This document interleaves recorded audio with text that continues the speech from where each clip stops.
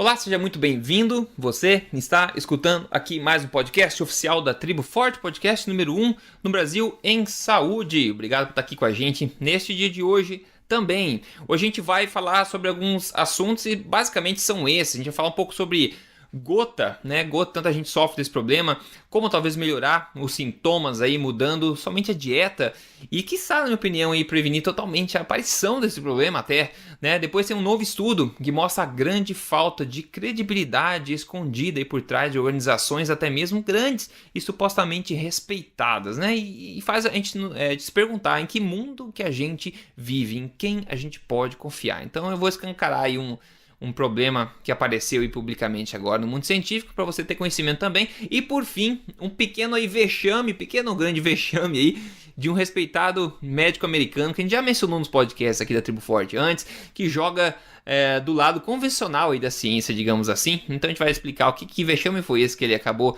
vivendo aí e, enfim, assumindo a culpa também. A gente vai falar sobre isso. E tem uma pergunta da comunidade também pra gente começar aquecendo isso tudo do começo. Então, Doutor Souto, tudo bem por aí? Tranquilo? Tudo bom, Rodrigo. Boa tarde aos ouvintes. Isso aí, vamos aquecendo, vamos em frente. A pergunta vem da Gisele Ribeiro Oliveira e é o seguinte. Ela pergunta, eu gostaria de saber uma coisa. No caso do queijo e do bacon, eles podem ser o que compramos no mercado ou tem que ser artesanal? Porque muitas das dietas que vi low carb, todos colocam esses produtos artesanais. Poderia me tirar essa dúvida? Com certeza vai tirar essa dúvida. É aquela questão do ótimo, né, sendo inimigo do bom. Então, doutor Souto, vou deixar você dar teu palpite a respeito dessa resposta aí, que eu acho que a gente já mencionou isso antes, mas acho que é bom reforçar. A gente já mencionou mais de uma vez, e acho que é bom reforçar mesmo. Eu não consigo ver a nossa estratégia alimentar como uma estratégia elitista. E seria muito pouco útil se fosse. Com certeza. Então, de fato, quer dizer, na situação que a gente vive hoje em dia, a maioria das pessoas tem alguma limitação no seu orçamento, e se a gente fosse obrigado a comprar só as versões super orgânicas, especiais, super paleo e tal, fica difícil. E acontece o seguinte, muitas vezes a pessoa diz, então eu não tenho condições de seguir essa estratégia, de seguir essa dieta, e aí a pessoa volta a comer miojo, pizza, tá certo? Então, assim, eu vou dizer aqui uma coisa que eu já falei várias vezes. Na minha visão, o frango mais industrializado vai ser sempre melhor do que o trigo mais integral e orgânico. Tá certo? Então, assim, algo que é inerentemente ruim, mesmo na sua melhor versão, vai continuar ruim. Tá? E algo que é inerentemente bom não vai se tornar tóxico e péssimo porque não é a sua melhor versão. Ótimo. Ok? Então, queijo. Tá? Com certeza, assim, em termos de paladar faz diferença. Se a gente comprar um queijo especial, um queijo bem curado, até mesmo um queijo colonial de boa procedência, ele é mais saboroso, ele é completamente diferente a experiência do que comer aquele queijo meio sem gosto, mussarela, aquele que a gente compra no formato de um tijolinho no supermercado. Tá? Agora, o queijo do tijolinho do supermercado, ele é low carb, ok? Se ele for queijo mesmo, se não for queijo processado, quando é queijo processado está escrito ali queijo processado, tá? Mas se ele for queijo mesmo, no sentido, e como é que a gente sabe se é queijo mesmo? Olha os ingredientes, né? Está escrito ali leite, coalho, fermento lácteo ou cultura, aí tem cloreto de sódio, estabilizador, citrato, não sei das quantas, tá? Essas coisas assim. Então, se for só isso, o máximo que vai acontecer é que nós vamos comprar esse queijo barato, que não vai ser tão saboroso e tal, mas ele cabe no orçamento, ele é low carb, ele vai poder ser introduzido na dieta sem problemas. Tá? Quanto aos embutidos, bom, os embutidos, eles não devem ser a base da dieta de ninguém. Tá? Então, assim, o bacon, eu costumo dizer assim, o bacon, ele representa dentro da dieta low carb, da dieta paleo, mais ou menos ele tem o simbolismo do sutiã para as feministas, sabe? Aquela coisa assim, vou tirar o sutiã e queimar, eu vou comer bacon, porque eu estou mostrando que eu estou sendo contra aquela cultura que me impedia de comer o bacon. Tá? Mas assim, afora esse papel quase ritual do bacon, de mostrar assim, eu sou low carb, eu como bacon, na realidade, pessoal, Eu costumo, às vezes as pessoas se chocam quando eu digo isso. Olha, eu chego a passar um mês inteiro que eu não como bacon. Tá certo?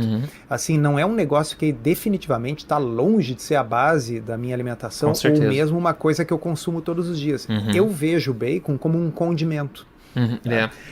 Eu vejo ele como uma coisa que pode ser utilizada para refogar com vegetais, eventualmente para fazer junto com os ovos mexidos, né? Ou até mesmo ali num prato de carne, um baconzinho para dar gosto. Sim. Mas ele é um condimento, não é um negócio que eu vou comer em grande quantidade e, portanto, eu acho secundário se ele é um bacon super orgânico, tá certo?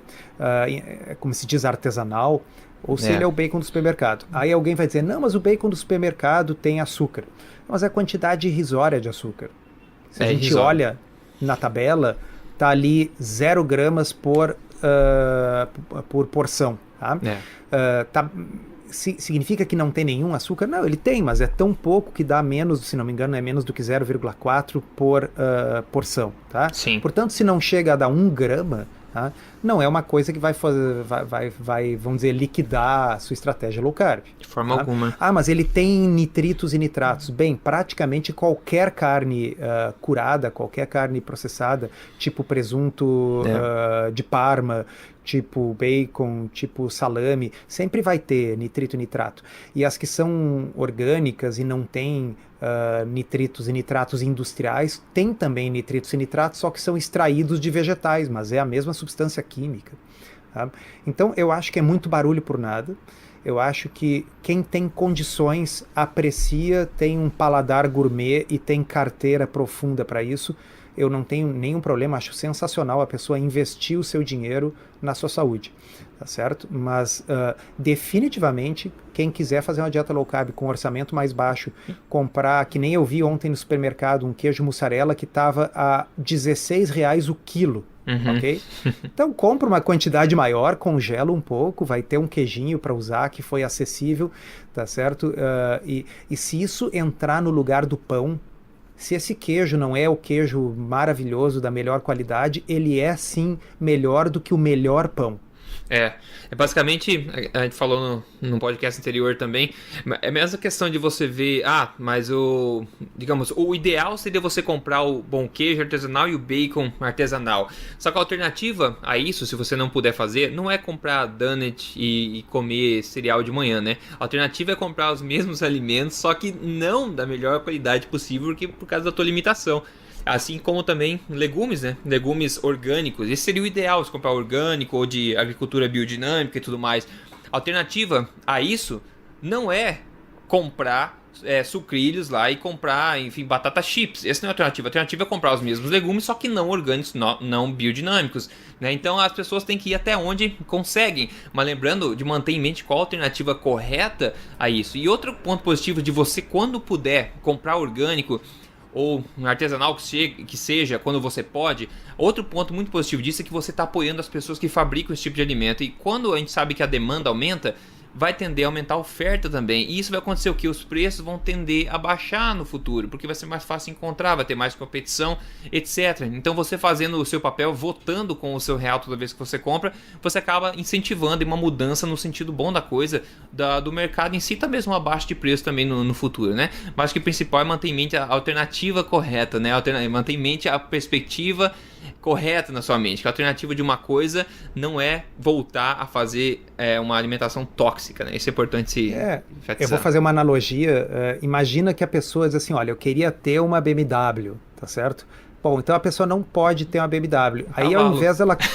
É isso aí, mas eu não vou andar de Uno, então eu vou andar a cavalo. Tá certo? Não, só um pouquinho.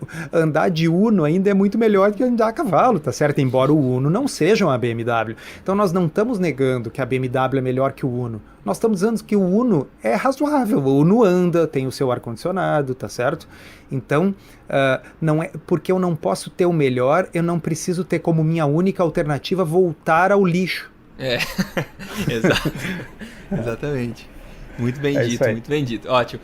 Então vamos lá. O primeiro tópico aqui é sobre gota, que eu falei, tá? Problema de gota, problema de ácido úrico, etc. Então tem um estudo bem recente publicado agora, no dia 28 de fevereiro de 2017, então recente, feito aí em roedores e também em humanos, que ele mostra grandes benefícios de uma dieta cetogênica contra sintomas de gota. Uma dieta cetogênica, para quem não acompanha a gente aqui, é uma dieta com carboidratos bastante restritos, né, a ponto de favorecer a produção de corpos cetônicos. É o seguinte: as crises de gota são causadas por um complexo proteico que eles chamam de inflamassomo NLRP3, tá? Em caso Repete você tenha bem dúvida. rápido 3 vezes. Em caso você tenha dúvida, isso é muito importante. Tem que sair uma coisa desse podcast, tem que lembrar do nome disso: inflamassomo NLRP3. NLRP3. Você falar isso em qualquer conversa de bar, você vai ficar como o intelectual da turma. Então, eles dizem no estudo que as crises de gota são causadas por esse complexo proteico, tá? Agora, como a dieta cetogênica, como eu falei, você tem tipicamente a produção elevada de, né, beta-hydroxybutyrate, que eles falam em inglês, que é o BHB, que basicamente é um outro nome feio aí para um corpo cetônico, é o principal corpo cetônico que tem bastante atenção da ciência, tá? Eles acham que com a produção desse corpo cetônico numa dieta cetogênica, isso vai aliviar o problema de gota. Aí, a conclusão que eles falaram do estudo foi o seguinte: o time encontrou, acabou vendo que uma dieta cetogênica aumenta o BHB, que é esse corpo cetônico, né, os níveis dele, que por sua vez inibiram esse complexo proteico NLRP3, né, que acaba causando o sintoma de gota.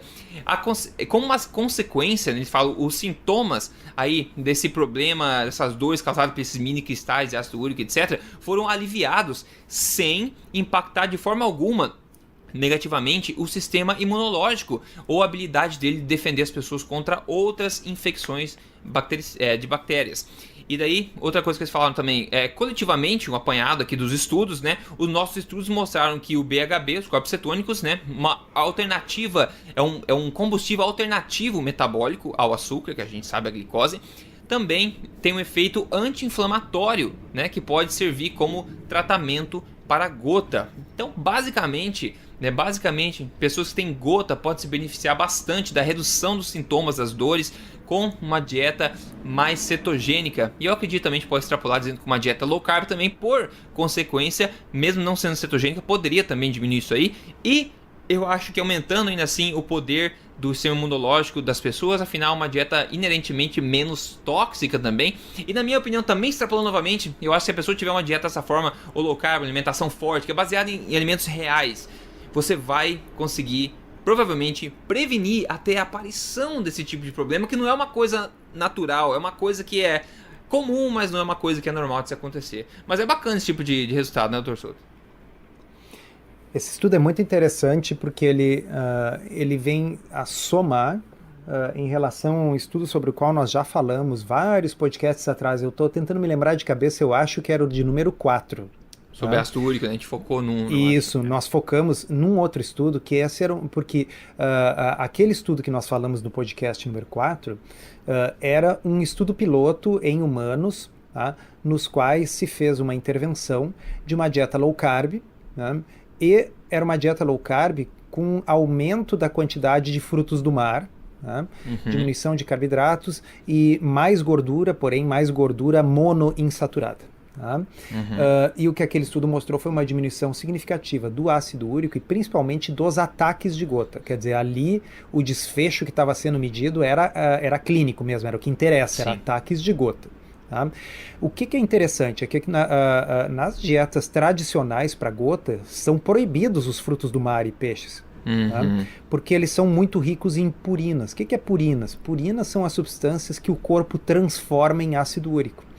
Então, deixa eu fazer um raciocínio paralelo aqui, Rodrigo. Sim. Que é assim, ó, a nutrição comete o mesmo erro várias vezes nessas décadas que se passaram, que é o raciocínio simplista. Tá? O raciocínio simplista é assim: eu não devo comer ovo porque o ovo tem colesterol e, portanto, isso vai aumentar o meu colesterol no sangue e vai aumentar os infartos. Tá?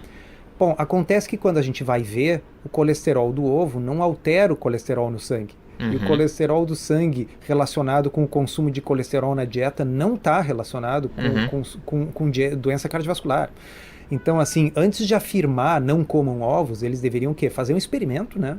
Sim, Testa, exato. ver se ovo tem diferença ou não. Tá? Da mesma forma, por muito tempo se afirmou que não podia consumir gordura quem tem gordura no fígado, porque afinal a pessoa tem gordura no fígado, se ela vai comer mais gordura, tá certo? Mas não é o que acontece. A gordura do fígado é produzida pelo próprio fígado como resposta ao consumo de açúcar, tá certo? E não tem nada que ver com a gordura que a pessoa consome na dieta. Tá? E da mesma forma se dizia com relação à gota. Como o que causa gota é o acúmulo de ácido úrico nas articulações, os cristais de ácido úrico vão desencadear a ativação do inflamassomo, que por sua vez vai produzir a dor e o processo inflamatório. O raciocínio é, vamos consumir poucos alimentos que contenham purinas, porque aí com isso vai ter menos ácido úrico e menos gota. Ninguém pensou em fazer... caiu a ligação.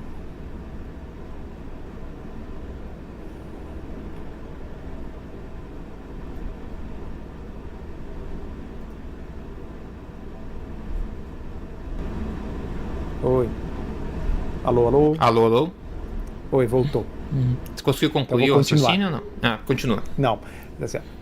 Ninguém pensou em fazer um estudo para ver se realmente restringir esses alimentos era eficiente contra a gota. Hoje a gente tem uma série de estudos mostrando que esse tipo de dieta de baixa purina, tá, são extremamente ineficazes no controle da gota e, no entanto, as pessoas todo santo dia escrevem no blog e tal. Eu não posso fazer esta dieta porque eu não posso comer carne, eu não posso comer peixe, eu não posso comer frutos do mar, quando na realidade os estudos que amparam isso não tem, é a mesma história do ovo, quer dizer, eu tenho o meu colesterol um pouco mais alto, não posso comer ovo. Não pode sim, porque os estudos mostram que o colesterol do ovo praticamente não influencia o colesterol do sangue. E os estudos mostram que as purinas da dieta, do peixe, da carne, praticamente não influenciam o ácido úrico. Quem explica muito bem isso é inclusive o Gary Taubes no livro novo dele, né? O caso contra o açúcar. Ele fala dessa questão do ácido úrico também e mostra que essa relação não existe. Exatamente. Tá? Então, assim, aquele estudo que nós comentamos do podcast número 4 já mostrava isso. Era uma dieta que tinha mais proteína, mais peixe e as pessoas melhoraram da gota. Tá? Era uma dieta low carb, mas ela não era uma dieta cetogênica. Tá?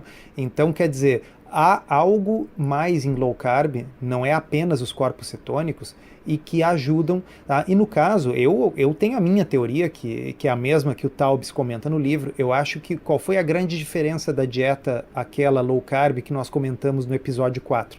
É que o pessoal tirava o açúcar. E a frutose, que 50% do açúcar é frutose, é a principal causa de elevação do ácido úrico. Ok?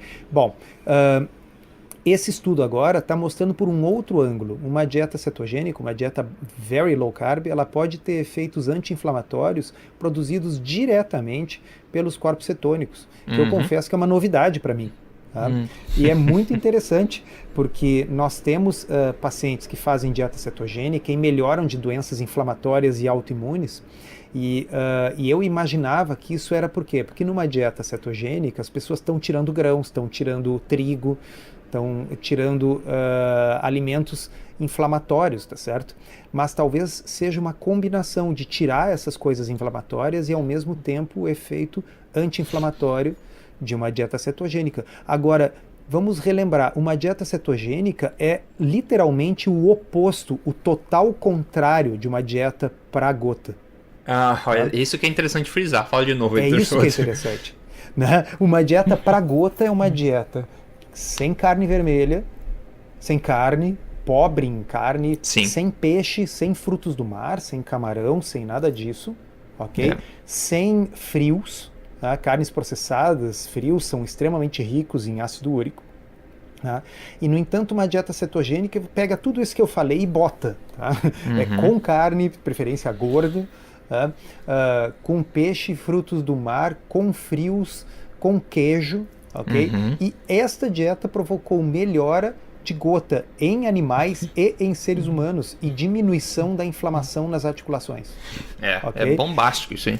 Então, assim, basicamente, eu sinto dizer isso, mas assim, a nutrição tem algo de diferente de todas as outras ciências da saúde, no sentido de que as outras evoluem, elas abraçam as novidades, novos estudos surgem, elas vão mudando, mas se nós pegarmos a dieta que tradicionalmente um nutricionista prescreve hoje para um paciente com gota, ele é a mesma que teria sido prescrita 40 anos atrás, baseado nessa ideia de que não pode comer o ovo porque ele tem colesterol, vai aumentar o colesterol, que não é verdade. Não pode comer um monte de alimentos porque eles têm purinas e vão aumentar o ácido úrico, que não é verdade. E outra coisa sobre ciências, né? É normal não estar certo, né? É normal em outra ciência você não estar perfeitamente certo, ter erros e tal.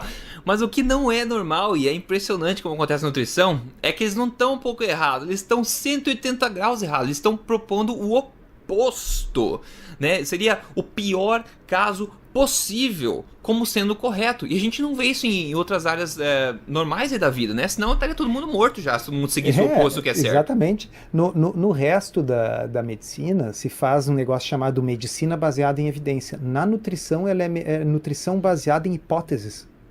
Tá certo? Não é em evidência. É baseado em hipóteses da época que o homem estava indo para a Lua ainda, lá nos anos, tá certo? 60, 70. Pensa, o Pelé estava ganhando o futebol e tal. É dessa época as hipóteses que ainda hoje são prescritas como dogma dentro da nutrição.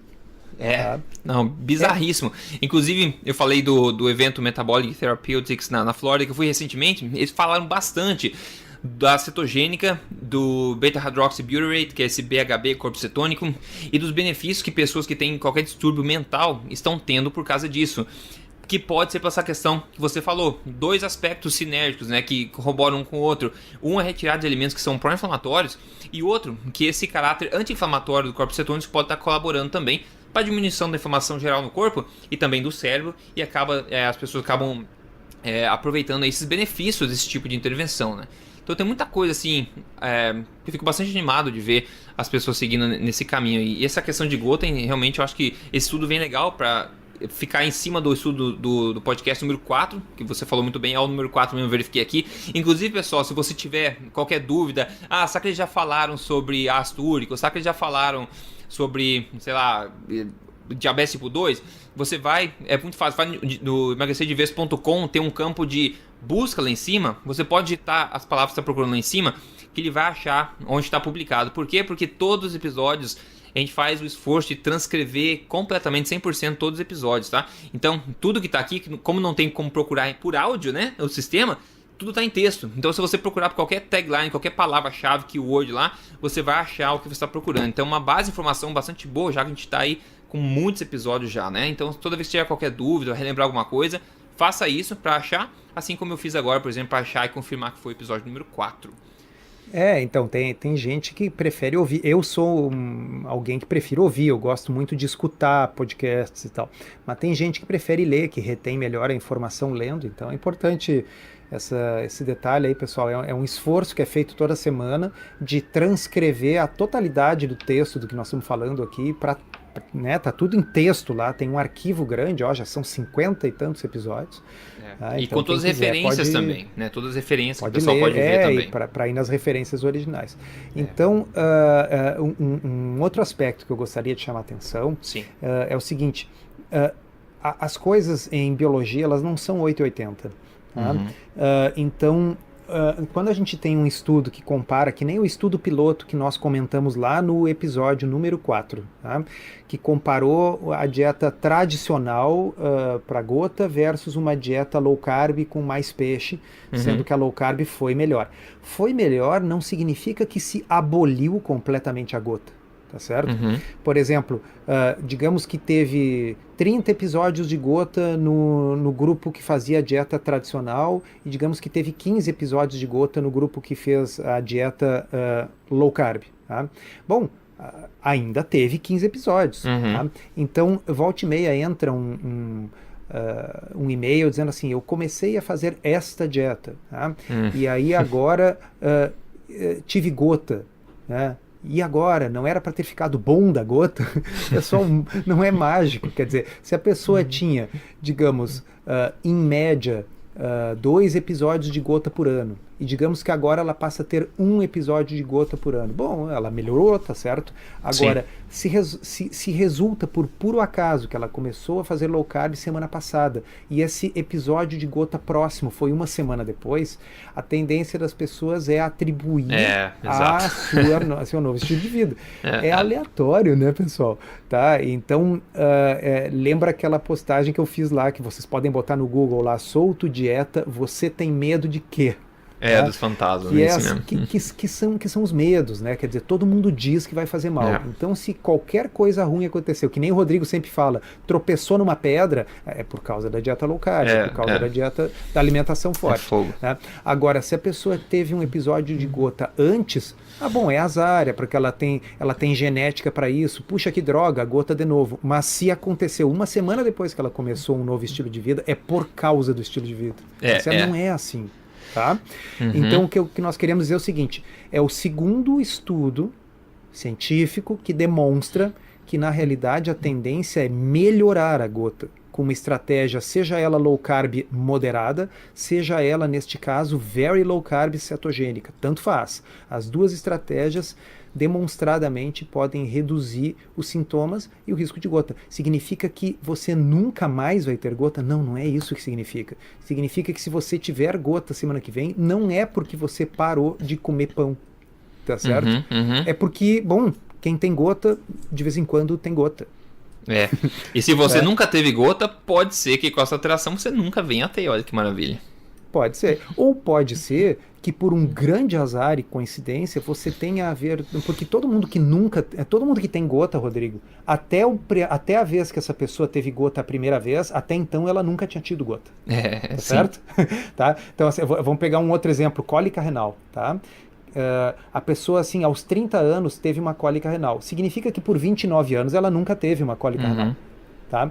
Então, nada impede que você, entendeu, comprou um carro vermelho e uma semana depois teve a sua primeira cólica renal aos 30 anos. Isso não significa que o carro vermelho causou a cólica renal.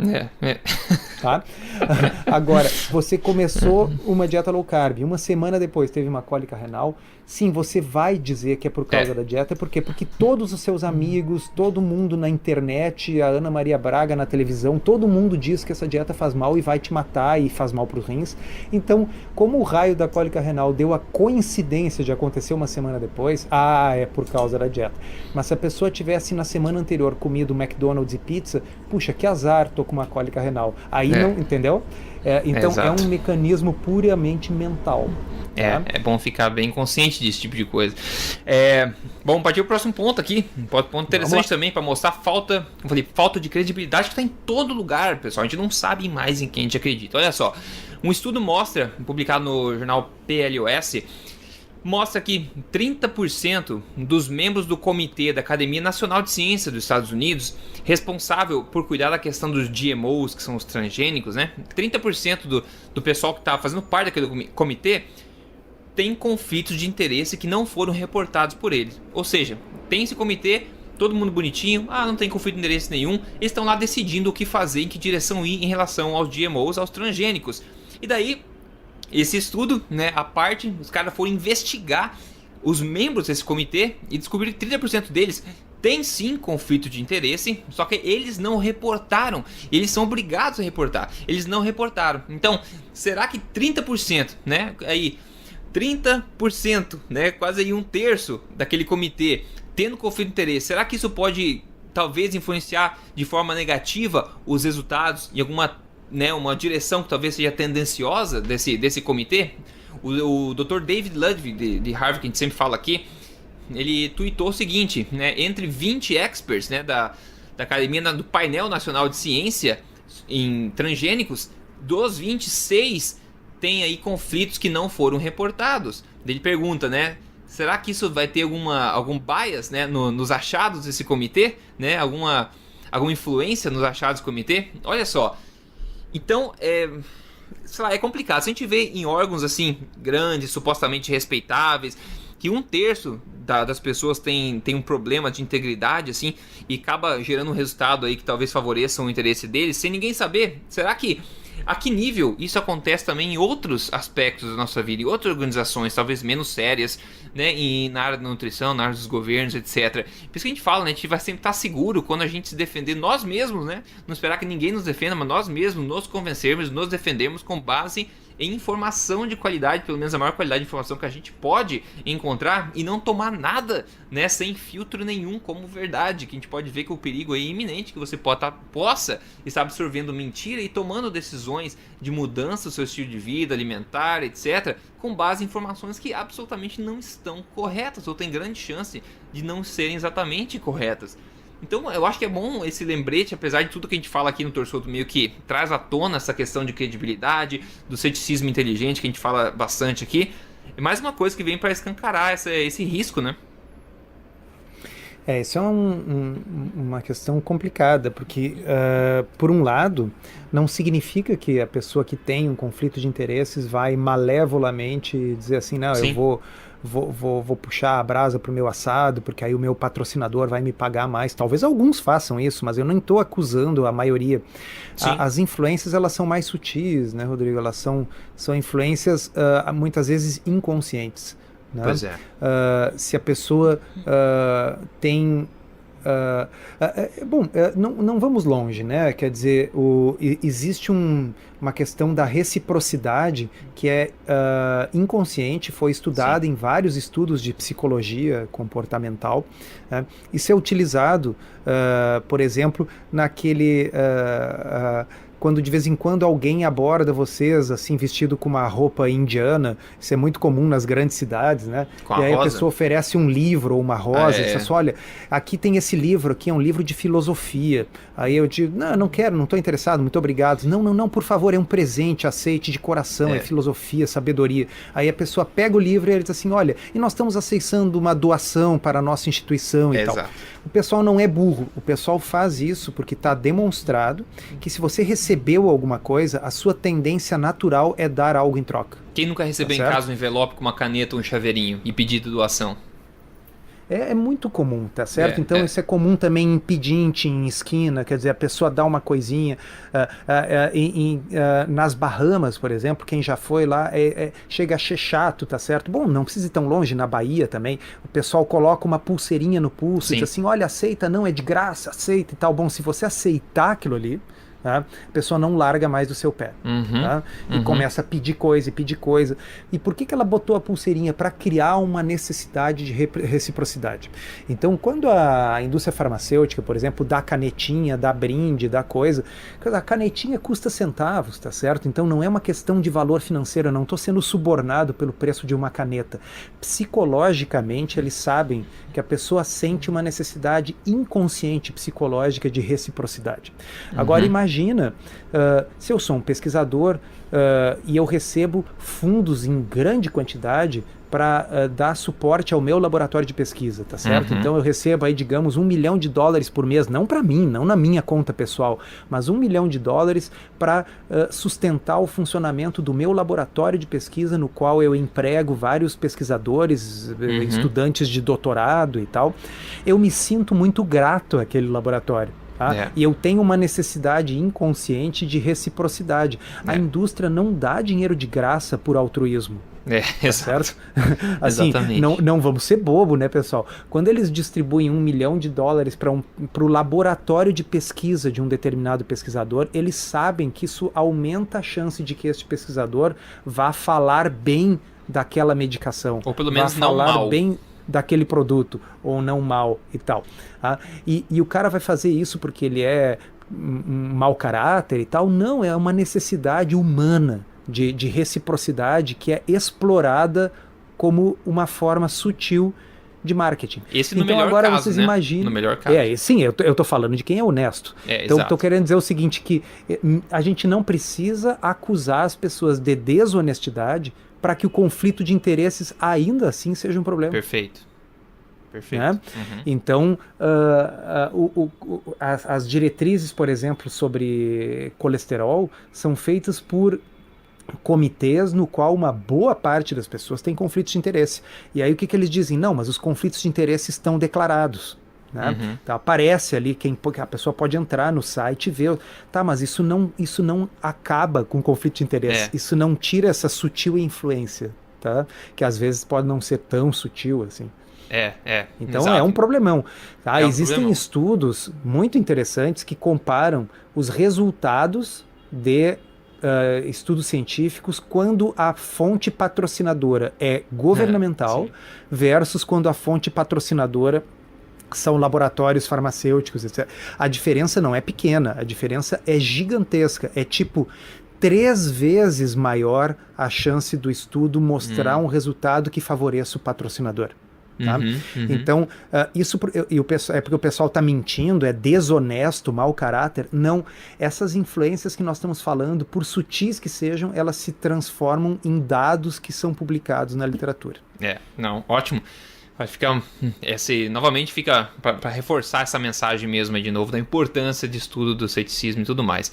Agora, vamos partir para um vexame agora então, tá? Para gente fechar em alto astral esse podcast. O vexame é o seguinte: Dr. David Katz, tá? O Dr. David Katz, médico, famoso, influente, a gente já falou dele aqui antes. Ele é total defensor da questão da baixa gordura, de comer 3 horas, ele é vegetariano, inclusive, Dr. Souto, pelo que você falou a última vez. Então ele é uma pessoa que defende, assim, digamos, a convenção da medicina, etc, né? Então ele tem essa posição dele, inventou o ranking de densidade nutricional no Val lá, que eu já critiquei bastante e critico dentro do código emagrecer de vez e mostro por que é ruim e mostro qual que eu uso ao invés desse.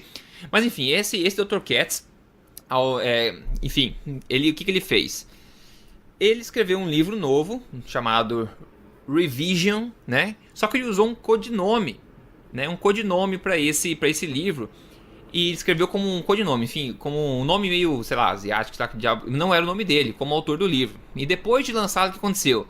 Ele, como David Katz, ele escreveu 2 reviews extremamente positivas, louvando e elogiando o livro e até comparando o estilo de escrita a Platão, assim, de tão bom que foi, então, né, como discorre o texto, como uma coisa linda, como fosse um romance, assim, contando mais sobre a nutrição, etc. Ou seja, ele mesmo escreveu o livro, só que com outro nome. Daí depois ele vai no Huffington Post lá, o jornal famoso, e ele escreve 2 reviews, né, elogiando o próprio livro dele, só que com outro nome, obviamente, elogiando muito, assim, louvando aquilo. Aí, claro, descobriram, né, as reviews foram retiradas do ar, isso caiu na mídia, e ele, né, ele foi descoberto, enfim, e ele já confessou ter feito isso, tá? Ele confessou, ele assumiu que ele fez isso, mas só vem, enfim, é um vexame muito grande, né? Mas dá mais um exemplo aí da crise de credibilidade que a gente vive hoje em dia, e de integridade também, né? Foi muito engraçada a história, porque era justamente na época que ele estava atacando violentamente a Nina Teicholz. Né?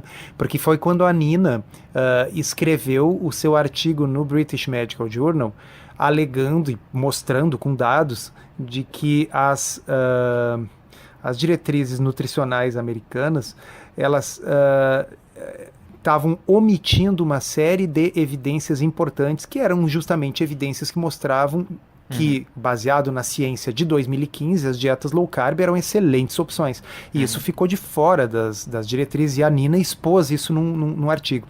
E o David Katz foi um dos que organizou uma reação virulenta contra, tentando fazer com que o artigo fosse removido do British e tchau. E nesse mesmo período, nesse mesmo meio tempo, o David Katz estava elogiando, como você disse, de forma absurda, comparando, ele disse, olha, eu li um livro, eu li um livro maravilhoso, o melhor livro que eu já li na vida, assim, de um escritor, assim, equivalente a Platão e tal, e ele estava falando sobre ele mesmo, na terceira pessoa, porque ele escreveu o livro com um pseudônimo, e aí, então, como ele tem uma coluna semanal no jornal, ele escrevia na coluna com o nome dele, falando sobre o outro como se o outro não fosse ele mesmo. Exato. Então, enfim, né? Um vexame. Aquelas coisas. Um vexame. E acabou aí caindo na mídia, e agora é claro que a credibilidade dele não foi ajudada, né, com isso tudo que aconteceu. Não deixa de ser algo que mostra um pouco a personalidade narcisista do sujeito, né? Quer dizer, por que ele ficou tão brabo, tão irritado com a Nina Teicholz? Porque a Nina, na realidade, expôs que é aquilo que ele defende, e ele é muito amigo de membros que faziam parte deste comitê que a Nina expôs como pouco científico. Então ele ficou pessoalmente mordido, porque ele é um cara muito narcisista, ele é médico, professor de Yale, e a Nina é uma reles jornalista, tá certo? Quem é a Nina para falar? Então ele pegou e detonou ela, mas ao mesmo tempo ele estava mostrando todo o seu lado narcisista nesse episódio, vamos até dizer engraçado, né? E é legal, você falou esse último ponto, porque as pessoas que mais estão alterando o curso da nutrição agora não são pessoas da área, que é o caso do Gary Taubes, que também é um jornalista, e o caso da Nina também é uma jornalista. E a diferença que fortalece, na opinião dessas pessoas, na minha opinião, e da de muita gente, é que eles não falam com opinião, né? Eles falam com fatos, eles reportam fatos. Já do outro lado, onde a gente esperaria que as pessoas viessem combater e argumentar com outras evidências científicas e fatos, não. Eles vêm trazendo dogmas antigos como justificativa e também opinião como justificativa, né? Então tá totalmente errado, né? No podcast retrasado, eu acho, que nós comentamos do Dr. Yusuf, o cardiologista canadense, que expôs então os novos dados do estudo PURE, P-U-R-E, né, que mostra que o aumento do consumo de carboidratos é que está associado com risco de mortalidade e que a gordura parece ser protetora nesse processo, pois o Dr. Yusuf começa a sua maravilhosa palestra dizendo o seguinte: eu não sou um nutricionista. E isso pode ser uma coisa boa, ele fala. Isso pode ser uma coisa boa, ele diz assim. Então você tem toda a razão. Eu acho que é uma área que infelizmente ficou de tal forma tomada pelo dogma, congelada pelo dogma, que as únicas pessoas capazes de quebrar o silêncio são pessoas que vêm de fora, porque para quem vem de dentro é muito difícil. E no fundo, isso simplesmente o que? A natureza, ela abomina o vácuo, tá certo? Então, assim, o vácuo foi deixado pelos próprios nutricionistas, que ao não criticarem esses absurdos, vai ficando um espaço vazio. Bom, ninguém vai falar, bom, então eu que sou jornalista vou lá falar, já que ninguém fala, tá certo? Ou o outro, eu que sou cardiologista vou lá falar, ou esse aqui que tá falando para vocês, eu que sou urologista vou lá fazer um blog, porque o certo seria que os nutricionistas estivessem fazendo essa autocrítica. Sim. Mas, bom, os anos foram passando, sabe? Anos 70, anos 80, anos 90, anos 2000, ninguém falou. Bom, então os outros falam, né? Mas eu acho que isso está mudando, viu, Rodrigo? Os nutricionistas estão começando a assumir e incorporar a mudança, felizmente. Sim. Felizmente. Mas ainda assim é complicado, né? Ainda é um ponto negativo em muitos aspectos, infelizmente, claro. Você fazer parte desse grupo, por exemplo, se você é nutricionista e defende contra a norma, você vai sentir uma opressão. Você pode até se complicar aí com a opressão da norma, querendo pegar no teu pé, porque você tá saindo fora da curva, eles não querem esse tipo de coisa. Então pode ser até um ponto negativo. Inclusive até o Yusuf, né, que postou aquele vídeo no YouTube, ele é um cardiologista extremamente respeitado. O que aconteceu? Aquele vídeo original que eu tinha postado no YouTube foi retirado do ar. Mas não tem problema, porque eles postaram de novo em um outro canal naquele mesmo vídeo. Só que daí tiraram do ar de novo. Só que não tem problema, porque agora eu subi lá no Facebook esse vídeo. Então a gente tem que, como o Dr. Souto falou, tem que manter esse vídeo vivo. Então agora tá na parte do Emagrecer de Vez lá no Facebook, tá o vídeo lá com o upload. Ou seja, a censura vamos botar o link agora depois do podcast, né? Vamos colocar assim. A censura tá aí, tá tentando derrubar, entendeu? O que é diferente da norma, acaba ofendendo um e o outro, daí por outras pressões que a gente nem entende que existem ainda, as pessoas começam a ficar com medo e tirando do ar. Então, realmente, como no caso do Gary Taubes, a Nina Teicholz, no meu caso também, porque eu não sou da área, não tenho que respeitar nenhuma organização, digamos assim, política de uma organização, eu me sinto mais livre, digamos, de poder reportar também esses fatos, né? A gente não dá opinião muito. Quando a opinião é bem claro que a opinião, a gente reporta os fatos para que as pessoas tomem a decisão delas. Então é uma situação ainda tá triste, ainda tá difícil, mas como o torcedor falou, como a gente sempre fala, está virando e agora tem na direção correta. E com o tempo esse momento vai começar a aumentar e as coisas vão se inverter e essas pessoas antigas vão começarem a ser julgadas aí pela quantidade de coisas erradas que eles vieram dizendo aí por décadas, né?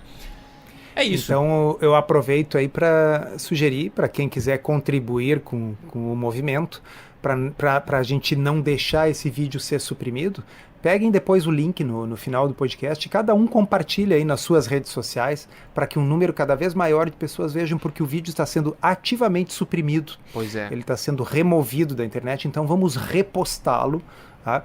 Porque ele é muito importante, foi uma palestra feita dentro de um congresso de cardiologia, uma coisa pública por um professor de cardiologia extremamente respeitável.